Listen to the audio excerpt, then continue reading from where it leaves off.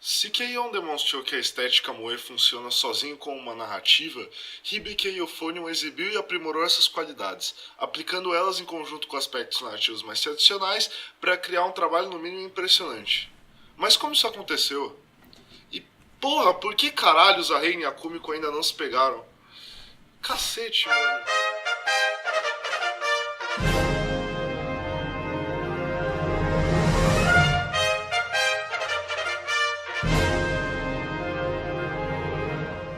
Essa é a segunda parte de um vídeo sobre alguns animes que revolucionaram a estética moe entre o final dos anos 2000 e por volta de agora.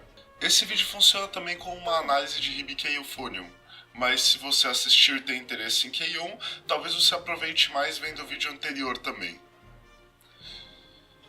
Hora de começar então. Hora de vocês entenderem um pouco mais sobre onde a KyoAni estava quando Hibike foi produzido. さあ北氏の実力見せつけてきなさい。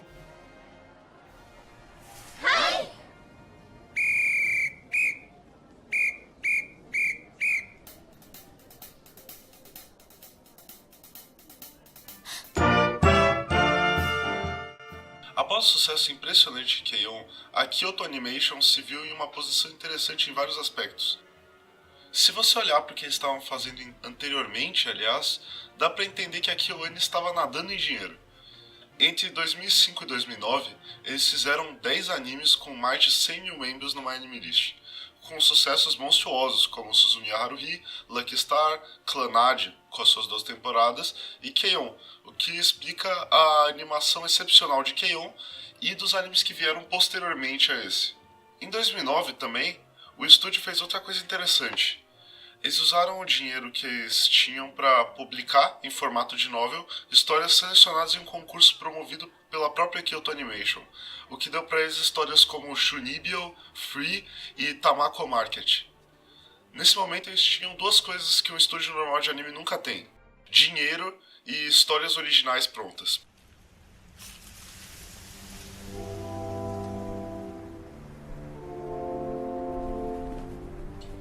Geralmente os estúdios eles ficam caçando histórias para adaptar e conseguir pagar o anime seguinte. E se não houverem, eles vão à falência. As novels foram extremamente bem sucedidas e no ano seguinte estreou um filme finalizando a história de Haruhi Suzumiya e a segunda temporada de Keion, 2010. Ambos os animes foram enormes sucessos. Eventualmente, esse estúdio foi se transformando em algo revolucionário na indústria. Os animadores que trabalhavam nas obras da Kyoto Animation se tornaram profissionais empregados em vez de freelancers. E eles abriram até uma pequena escola de animação para quem está trabalhando lá. Isso permitiu uma organização na produção de obras que foi extremamente benéfica para a qualidade gráfica dos animes também. Os sucessos continuaram a aparecer e em 2015, Hibike Euphonium foi lançado.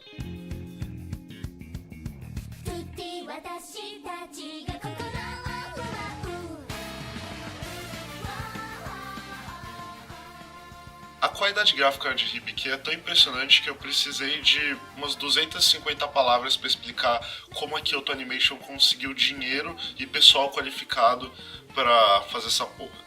Tudo é maravilhoso, tudo é lindo, tudo é fofo pra cacete. Hibike Euphonium é muito moe. A primeira temporada de Hibike é a adaptação da primeira novel de mesmo nome, escrita por Ayano Takeda. A adaptação foi capitaneada por um time de elite da Kyoto Animation. O diretor trabalhou em diversos sucessos anteriores como Nichijou, Suzumiya Haruhi, Clannad e Amagi Brilliant Park. Não que sejam todos excelentes, mas tanto faz. Os animes fizeram bastante sucesso e os problemas deles, quando há, geralmente não estão na direção. Parte dos episódios foram dirigidos pela Naoko Yamada, que é uma das principais diretoras da Kyoto Animation e só trabalhou lá até agora. Ela fez Keion Koe no Katachi, que saiu agora e tá com notas excelentes, e Tamako Market. O produtor trabalhou com Keion, Clannad e Chunibyo, e a grande maioria dos animadores que trabalharam ali já havia adquirido experiência com todos os animes que eles tinham feito antes. Mas qual é a história exatamente de Hibike Euphonium? でもあれは下手だよな。何が？今言ってたじゃん、下手だよなーって。plot aborda a história de uma garota que entra no colegial sem ter muito o que fazer consigo mesma. Eventualmente, ela entra em um clube de música e desenvolve relações com as pessoas ali. Parece com Keion? Pois é. Hibike parece brincar um pouco com Keion. Enquanto uma análise ridiculamente superficial os torna bastante semelhantes, as histórias geralmente se posicionam em pontos de vista totalmente opostos sobre as temáticas exibidas.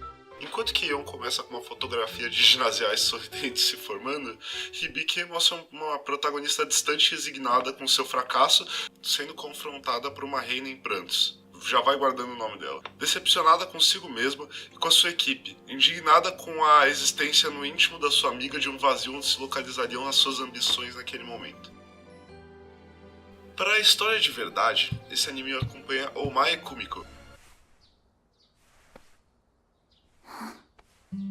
高校に入ったら胸が大きくなるなんて噂どうして信じちゃったんだろう。行ってきます。行ってらっしゃい。 Uma garota bastante insensível e sem grandes ambições, que ao longo do ensino médio busca encontrar algo a que se prender. No caso, esse algo nem sempre simboliza uma coisa só, mas a música é uma síntese relativamente superficial disso. Enquanto no momento em que ela chega ao ensino médio, e talvez antes nós não temos uma abordagem muito detalhada desse período, a postura dela era de indiferença, aos poucos ela tenta se encontrar por meio da música. Ao mesmo tempo, seguimos Reina Kousaka. Ficou estranha essa pronúncia, mas vamos lá. Reina é extremamente apaixonada pela música, ao contrário de Kumiko, e ambas, por meio da relação entre uma e outra, amadurecem. Hibike desenvolve esse jogo de metanarrativa com Keion que demonstra algumas coisas interessantes. Enquanto Keion recompensa os personagens por se divertirem majoritariamente, e desencoraja Asusa, por exemplo, pela sua postura excessivamente centrada na música e não na interação social que a música proporciona, Hibike recompensa personagens estoicas e ambiciosas, enquanto que posturas menos sérias são ou punidas ou redirecionadas. Mesmo com esse enredo mais dramático, Hibike, como você deve saber, ele está nessa série de vídeos por algum motivo, continua fazendo uso da estética narrativa do Moe. Eu estou usando estética aqui não só como um estilo visual, mas como uma forma de exibir conceitos. Como você exibe certas situações e como você exibe o universo da obra tem a ver com estética, seja ela visual ou narrativa. Isso é bem comum na literatura, onde os livros, que não têm uma parte visual, fazem uso da estética narrativa. Se você já leu Vidas Secas, você sabe bem do que eu estou falando. O anime, como uma mídia híbrida, apresenta ambas, visual e narrativa. やっぱり久美子は性格悪い。 O Moe, no caso, como estética, se sustenta na noção de amplificar a realidade. Eu expliquei anteriormente como isso funciona direitinho, mas uma boa forma de explicar isso é você pensar que a representação do mundo gerada por essa estética é a realidade vista pelos olhos de uma pessoa apaixonada. Desde que ela não esteja na cama chorando ou algo do tipo. A coisa toda é realista, mas é melhor que a realidade, ainda que não seja necessariamente uma idealização. Falando na realidade amplificada, ela se mostra de forma gritante na animação e no design das personagens, mas uma faceta menos óbvia dessa filosofia está nas próprias personagens e nas suas relações. Eu já falei um pouco sobre a Kumiko, mas um ponto que eu não abordei diretamente é que ela é uma péssima pessoa. Isso não quer dizer que ela seja uma pessoa má, contudo. Basicamente, a falta de interesse que ela tem em todas as facetas da vida dela, essa falta de cor, também se mistura com as interações sociais da Kumiko. Ela não parece se importar muito com nada. E a forma como ela tenta agir no aspecto social é como um ombro amigo, uma pessoa que está sempre disposta a ouvir os seus conflitos. E é até por isso que ela funciona bem como protagonista, ela consegue te introduzir bem a vários personagens, já que ela está sempre ouvindo eles e fala muito pouco dela mesma. Agora, o que diferencia isso dos animes normais é que as personagens conseguem ver por aquela máscara e criticam essa postura ativamente. Ela é uma péssima pessoa, não porque ela é má, mas porque ela não sabe como ser uma pessoa. Falta na Kumiko um certo tato na hora de interagir com os outros, o que faz com que pareça que ela não se importa com eles. Ou talvez uma perspectiva mais cínica, esconder o desinteresse que ela tem. Essa postura também aparece ligeiramente na Asuka, que também toca o eufônio. Então, uma metáfora interessante para a personalidade das personagens é o instrumento que elas tocam nesse anime. Infelizmente ou não, um tempo depois de eu terminar esse script, o anime simplesmente jogou o ponto que eu tava fazendo aqui na nossa cara em um dos episódios da segunda temporada, mas o fato é que eu vou fazer o ponto do mesmo jeito. Os instrumentos em Hibiki servem como representações da personalidade das personagens. Como isso já foi afirmado, vamos aprofundar. Eu estava falando sobre o eufônio. Segundo esse artigo da Wikipedia, o nome desse instrumento basicamente significa som bonito, já que o seu timbre seria mais suave e redondo que o do trombone. Eu não entendo o suficiente de orquestra para explicar a relação com o trombone, mas são dois instrumentos baixos, então O som do eufone é caracterizado por um timbre escuro, suave e delicado. Ele não consegue se destacar no meio de uma orquestra, já que o seu som é bastante suave, tem uma característica um pouco madura. Ok, claramente a Kumiko não é madura, mas também não é como se ela fosse extremamente habilidosa no começo do anime. Ela tem talento, e isso é evidenciado na cena em que ela vê a banda tocar, ela consegue identificar os sons e tal, porém a falta de paixão dela impede que as suas habilidades se aprimorem. Assim como Kumiko tem, por vezes, problemas com extrair do eufônio o som suave e maduro que o caracteriza, ela tem problemas em agir da forma madura e, em geral, como um suporte que ela quer ser para as amigas dela. Se você assistiu Ping Pong, você sabe do que eu tô falando. Mas o aprimoramento dela como musicista e como pessoa se dá muitas vezes simultaneamente. É um conjunto de metáforas que, enquanto eu não sei se qualifica como uma alegoria, é muito interessante. Isso se expande, na verdade, até o título do anime, já que Hibiki é a palavra japonesa para som ou ecoamento, enquanto que eufônio significa, eufônio. Sendo o eufônio, como eu já falei, um instrumento silencioso, o título referencia a busca de Kumiko para se tornar uma personagem menos indiferente e silenciosa no aspecto negativo. Crescer como pessoa e ecoar sua personalidade, uma vez que inicialmente ela havia tornado a sua vida em uma concha de isolamento, fugindo das suas experiências anteriores, indo para um colégio aleatório e mentalmente reforçando a ideia que ela não queria tocar em uma banda escolar novamente. Ok, mas o que desencadeia esse processo? ではもう一度今の指示に気をつけて。3 Quando Kumiko entra na escola, ela vê a banda tocar. O que, ao ser combinado ao longo do episódio com o fato que as suas novas amigas têm interesse em entrar para esse clube, faz ela ir meio arrastada para a banda. Kumiko presencia ali o acontecimento que, em conjunto com a entrada no clube escolar, destrói as suas expectativas anteriores para sua vida colegial.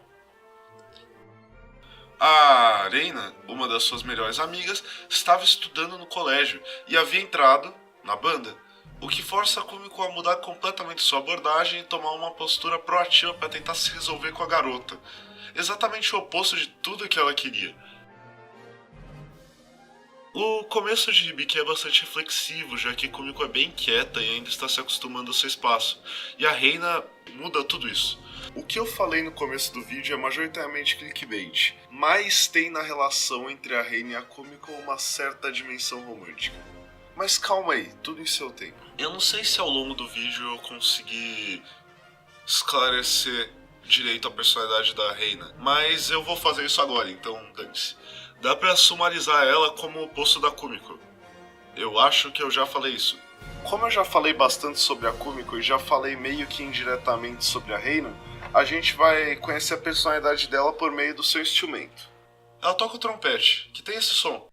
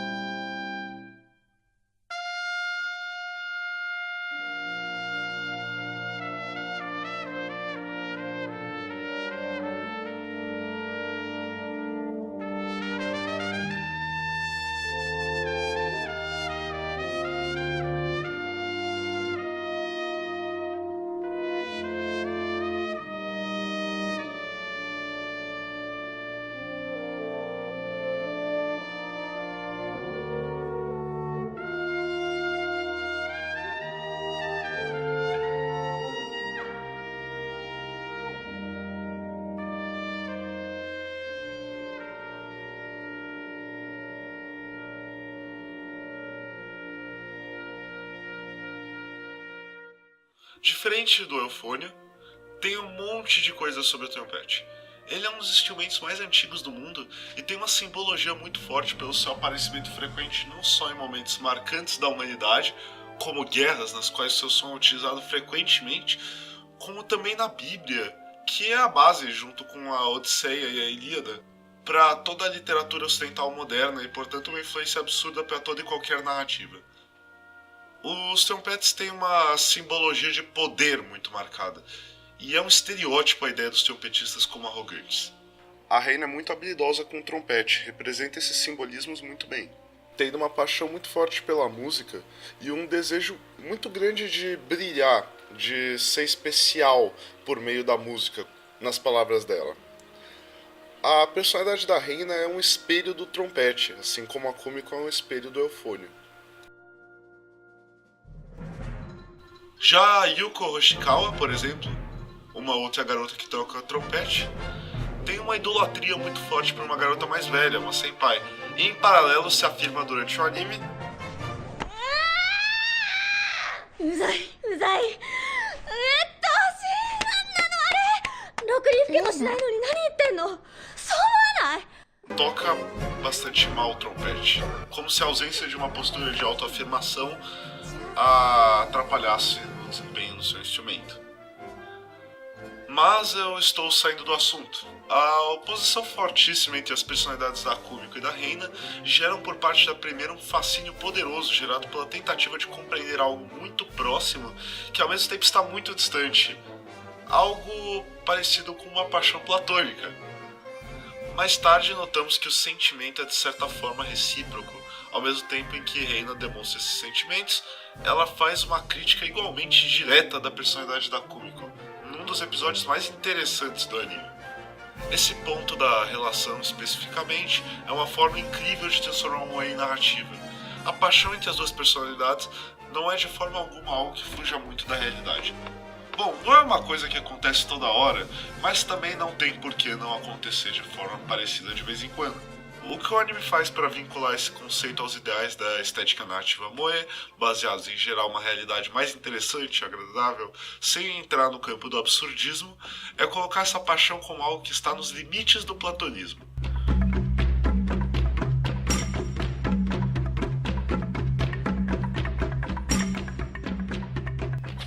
Eu acredito que todo mundo saiba mais ou menos o que é uma paixão platônica, mas nesse caso eu vou usar o significado filosófico mais estrito disso, talvez. Então há espaço para um esclarecimento. Platão, basicamente, é esse cara grego que acreditava que todos os conceitos existem como coisas perfeitas em um mundo das ideias. E esses objetos ideais são a base para a nossa interpretação e manufatura dos objetos reais. Um exemplo é que existem os mais diferentes tipos de mesa, mas existe na cabeça de todo mundo uma mesa ideal, que sintetiza todas as características base de uma mesa em objeto. Essa mesa ideal não existe, mas é dela que todas as mesas da nossa realidade são baseadas e construídas. Muito do platonismo se aplica facilmente a conceitos matemáticos. Por exemplo, se você desenha um círculo, ele nunca vai ser perfeito nas proporções e tal, mas ele é a representação de um círculo perfeito imaginário, que é o círculo que você está usando para fazer os cálculos. Curiosamente, Platão tem uma interpretação um pouco diferente do amor do que a do amor platônico. Na verdade, esse conceito, o do amor platônico, foi desenvolvido durante a Renascença, e ele começa a aparecer mais nas obras renascentistas, como os sonetos de Camões, que são um exemplo muito claro disso. É basicamente a forma pura desse sentimento que dá origem a todas as expressões de amor que você vê em volta de você, no mundo material, das sombras. Ele é caracterizado como somente um sentimento, algo que carece de uma contraparte física. Ou seja, ele é uma forma de amor que não é concretizável, porque ele é apenas intelectual e não carnal. A relação entre a Reina e a Kumiko, você deve ter percebido, é bastante platônica. E não só nessa relação, em todo o anime de Hibike Euphonium, o platonismo se mostra fortemente presente. O moe tem muito a ver com contar uma história real, mas usando os arquétipos platônicos dos elementos que existem na realidade. E uma paixão platônica é uma das formas mais inteligentes de lidar com isso. À medida que Kumiko e Reina começam a se conhecer melhor e compartilhar seus sentimentos, nós entramos numa situação interessante onde começam a haver até investidas um pouco mais claras por parte da Reina principalmente e às vezes até da Kumiko. Mas o interessante é que a coisa não vai pra frente. Isso consegue graças a todo esse contexto narrativo envolvido, inacreditavelmente não fuder com a narrativa. É uma paixão platônica no sentido clássico, é algo bem interessante. E existem motivos além da questão filosófica para isso não foder com a narrativa. Mais especificamente, questões estruturais.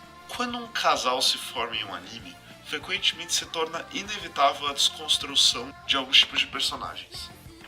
Acontece que personagens que despertam fascínio basicamente só funcionam enquanto o personagem principal não tem o nível de compreensão e o tipo de afeição que gera um relacionamento estável e realista. Geralmente, se você está encontrando e conversando com alguém direto do jeito que acontece em um namoro firme, esse fascínio muda para outras formas de observar positivamente a pessoa. E cara, a Reina funciona bem pra caralho, como personagem fascinante que ela é em Hibike. Ela é uma das principais forças motrizes da série e é responsável por amplificar de forma criativa a realidade representada no anime, de uma forma que só é possível por causa do efeito que ela causa na Kumiko. A sua relação com a protagonista é algo que veio aparentemente só da Kyoto Animation e foi uma ótima decisão para a personagem, para coesão narrativa e também para a profundidade do anime em geral. Sem isso eu não consigo pensar na história se desenrolando de forma razoável, já que você tiraria muita força da principal agente que tira a Kumiko da sua apatia inicial. Além disso, eu sei, obviamente, que o fato de elas não concretizarem uma relação provavelmente tem muito a ver com decisões para reter a audiência esperando o acontecimento ou em discordância com a autora da obra, que não queria que isso acontecesse. Uma vez que na obra, o interesse amoroso da Reina e da Kumiko são outros.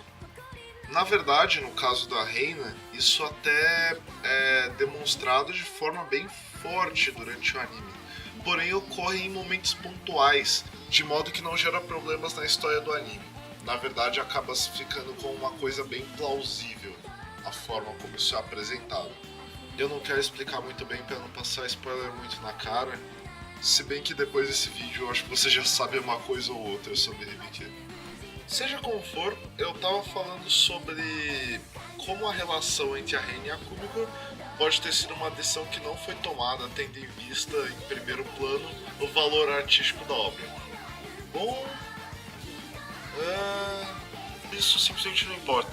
Eu prefiro analisar uma obra nela mesma, e se essa decisão imprimir uma outra dimensão ao enredo, as motivações exteriores simplesmente não vêm ao caso. Hibike Euphony é uma obra complexa, e eu acho que tem várias coisas que eu ainda assim poderia continuar falando, como a relação entre Kumiko e a irmã dela na primeira temporada, a figura do professor, ou os aspectos técnicos que renderiam vários vídeos. Infelizmente, eu sei que para esses últimos já existem vídeos de outras pessoas, que contudo estão em inglês. Eu vou colocar na descrição como recomendações. Se você achar Moe uma merda e quiser ver partidas expressionistas de ping-pong em vez disso, você pode tentar a minha análise de ping-pong e animation. Ou se inscrever no meu canal para ver meu próximo vídeo, que eu não vou demorar 4 meses para fazer que nem esse aqui, eu espero. Tchau!「